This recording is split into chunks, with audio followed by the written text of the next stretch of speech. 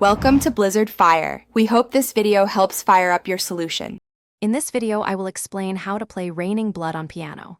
To begin, position your left hand on the low E note, typically E2, and your right hand on a G5 power chord, consisting of G, D, and G.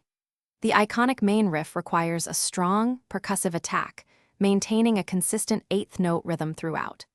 Start practicing this section at a very slow tempo, ensuring each note is articulated clearly and precisely before increasing your speed.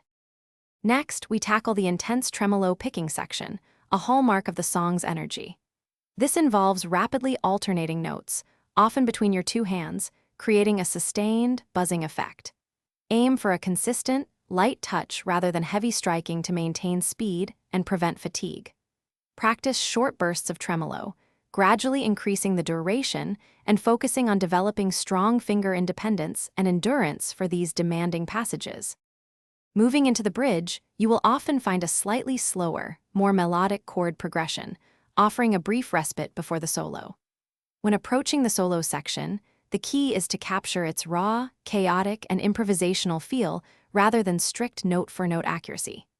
Experiment with rapid chromatic runs, dissonant intervals, and aggressive phrasing to emulate the guitar's intense energy and unique sound on the piano.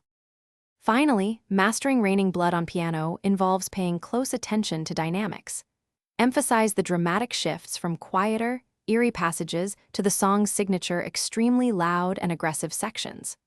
Break the entire piece into smaller, manageable sections, practicing each one until it is solid.